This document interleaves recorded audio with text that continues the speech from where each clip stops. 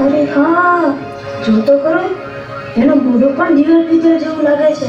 હા, મને પણ લાગે છે તેના ઘરમાં ઝઘડો થયો લાગે છે. ચાલ ચાલ આપણે તેમને પૂછીએ. હા, એ ચિંતન ક્યાં જાય છે? અહીંયા અહીંયા. શું કામ છે યાર? અરે ચિંતન, તું અમારી જેમ રિસાઈને આવ્યો છે ને ઘરેથી? હા. કેમ? તને વળી શું થયું? બીજું શું થાય? ઘરમાં રહેવું ગમતું જ નથી ને.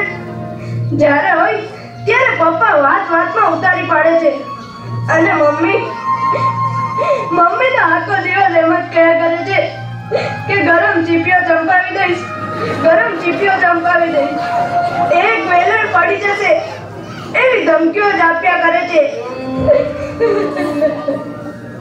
જોયું સુજન? જોયું ને? હું નહોતો કહેતો? બધા મમ્મી પપ્પા ભગવાને આવાજ બનાવ્યા છે. અરે ભાઈ ચિંતન, તારી જેમ મારા પપ્પા પણ બહુ જ ગરમ મગજના છે. આપણે મહેનત કરીને મરી જઈએ, નિશાળમાં પરીક્ષા દઈએ અને રિઝલ્ટ આવે ત્યારે ખુશીના મારી આપણે પપ્પાને બતાવવા જઈએ, પપ્પા પપ્પા મારો ત્રીજો નંબર આવ્યો. તો પપ્પા કે ડોબા તારો પહેલો નંબર કેમ ના આવ્યો? ગાય ભેંસની જેમ ઘાસ ખાય છે, ભણતો કેમ નથી બરાબર? શું કહું? મને તો પપ્પા સાથે બોલવાનું જ નથી ગમતું. જ્યારે હોય ત્યારે બસ લડતા જ હોય. અરે પાર્થ, તારા તો પપ્પા એવા છે પણ મારા તો મમ્મી પણ એવા છે. બસ આખો દિવસ કામમાં ને કામમાં, અને નવરી પડે એટલે બેનપણીઓને ફોન કરશે અને બહાર શોપિંગ કરવા જશે. પણ હું કહું કે મમ્મી મારે નકશાપોજી લાવવી છે, મને એમાં સમજ જ નથી પડતી, મારી સાથે ચાલો ને. તો તરત જ કહેશે કે ભણવા શા માટે જાવ છો? ભણવાનું તારે છે કે મારે? બાબા હું નથી આવતી તારી સાથે, લે આ 10 રૂપિયા લઈ આવ તારી સાથે. ને પછી આપણે કંઈક લાવવામાં ભૂલ થઈ ગઈ અને પછી ટીચરની ફરિયાદ આવી અને તરત જ આપણને પપ્પા પાસે ધરી દેશે કે લો આ તમારો હીરો સ્કૂલમાં લોચા મારીને આવ્યો છે. અને પછી પપ્પા જાણ્યા સાંભળ્યા વગર બસ મને ડીપવાનું જ ચાલુ કરી દે. મને પણ એ જ સમજાતું નથી કે આમાં આપણો વાંક શું છે. આપણો શું વાંક? આપણો વાંક એટલો જ કે આપણે બાળક છીએ. આ જો ને, તારા મમ્મી પપ્પા આવા, આનાય મમ્મી પપ્પા આવા, મારાય મમ્મી પપ્પા આવા. મને તો એ જ સમજાતું નથી કે બધાના મમ્મી પપ્પા પોતાના છોકરાઓ સાથે જ કેમ આવું વર્તન કરે છે. વાર્તાઓમાં આવે છે એવું વાલ કેમ નથી કરતા? એ ચિંતન, એક વાત કહું, મેં એક વાર્તા સાંભળેલી. એક ધમાલિયો છોકરો હતો પણ એના પપ્પા મમ્મી એને બહુ પ્રેમથી સમજાવતા હતા. એના માટે સરસ મજાની બોધકથાઓ લઈ આવે, એની સાથે બેસીને વાંચે, એને સમજાવે, એને પ્રેમ આપે, હૂંફ આપે, જાત જાતની વાતો શીખવાડે અને જાત જાતની રમતો રમાડે.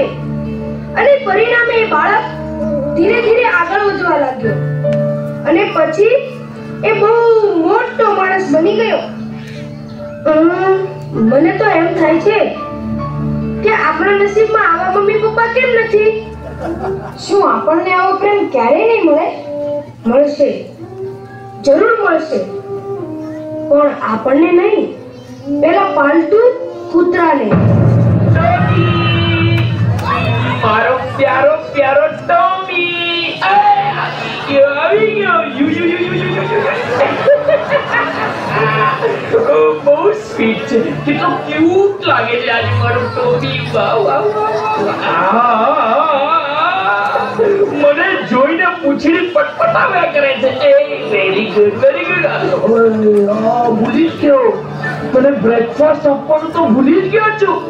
લે લે લે બિસ્કિટ ખા. વાહ વાહ વાહ વાહ કેવા પ્રેમથી બિસ્કિટ ખાય છે મારો ટોમી, મારો doggy. You you you you કેવો મસ્તીથી પૂંછડી પટપટાવે છે. વાહ વાહ વાહ વાહ. મને એમ લાગે છે કે તને પૂંછડી પટપટાવતા જોઈને હું પણ પટપટાવું. એટલે પૂંછડી નહીં, મારે ક્યાં પૂંછડી છે. મારો ડોગી, મારો સ્વીટુ. બહુ સાચું કીધું હો તે. આ જોને જોને કૂતરાને રમાડે, જમાડે, નવરાવે, ફરવા લઈ જાય. પણ દીકરાને ખખડાવી નાખે, મારે, ધમકાવે. અલા છોકરાઓ, શું કરો છો? શું કરો છો? આટા ફેરાને આશીર્વાદ, બરાબર ને? ના રખડવા સિવાય કઈ ધંધો છે તમારે?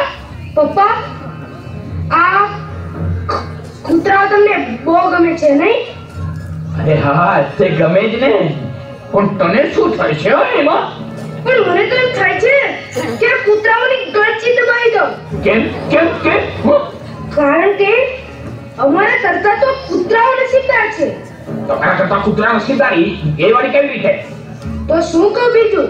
મને નથી મળતો એટલો તમારો પ્રેમ આ કૂતરાઓને મળે છે.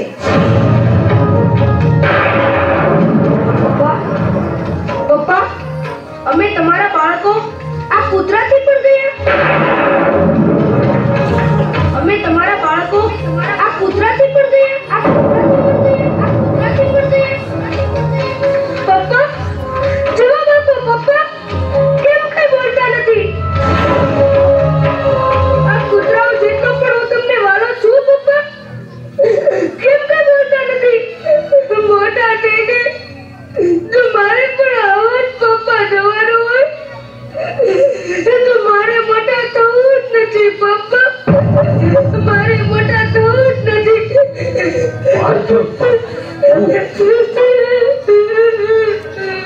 કેમ સનતભાઈ, હૈયામાં વાવાઝોડું કેમ ફૂંકાવા લાગ્યું? તમે કોણ? હું છું તમારી આજને આવતીકાલ સાથે જોડતો સેતુ. મને જવાબ આપો સનતભાઈ, તમારું બાળક રખડપટ્ટીને રવાડે કેમ ચડી ગયું છે અને તમારા જ ઘરમાં રહેતા અબોલ પશુ પર ગુસ્સો કેમ ચડે છે? મને તો કાંઈ સમજાતું નથી. બાળકની સંવેદનશીલતાને જ્યાં ધક્કો પહોંચે છે ત્યાં તે જ ઘરમાં આવા જ પરિણામો જોવા મળે છે. શરદભાઈ, તમારા બાળક માટે તમે સમય નહીં કાઢો તો બીજું કોણ કાઢશે તે વિચાર કર્યો છે? ઓહ, વિચાર માંગી લે એવી વાત છે. હા તો વળી વિચાર. પાર્થ કૂતરાને ઘરમાંથી હાંકી કાઢવાની વાત કરે છે. શા માટે? બાળકને મન માતા પિતા જેનું વિશ્વ છે, સર્વસ્વ છે. જ્યારે એનું પોતાનું સર્વસ્વ છીનવાઈ જતું લાગે ત્યારે એનું મન બગાવત પોકારે છે. આજે તમારા અને બાળક વચ્ચે જે નાની ગેપ પડી છે ને તે આગળ જતા ભારે ખમ ગેપ બની જશે. પછી માતા પિતાની એકે વાત નહીં માને, નહીં સમજે. એવું ક્યારે નહીં બની શકે? પણ આ જ એક વરવું સત્ય છે કે જો બાળક માતા પિતાને ધિક્કારતો થઈ જશે તો કુમાર્ગે કુસંગના છંદે ચડી જશે. કુટુંબથી છૂટો પડીને એકલવાયો થઈને દુનિયાની અંધારી ગર્તામાં ધકેલાઈ જશે અને અજાણતામાં માતા પિતા સ્વયં એ પાપના ભાગીદાર બની જશે. બસ બસ બંધ કરો તમારી વાત. તો પછી પ્રતિજ્ઞા લો કે અમે બાળકને સમય આપીશું, પ્રોત્સાહન આપીશું, એની ઉપેક્ષા નહીં કરીએ, પણ એના અસ્તિત્વને પળે પળે વધાવીશું. એના માટે તો હું આજથી જ પ્રતિજ્ઞાબદ્ધ થાઉં છું. તો તમારું ભવિષ્ય ઉજ્જવળ જ બનશે. કારણ કે તમારી યાદ સુધારે આવતીકાલ.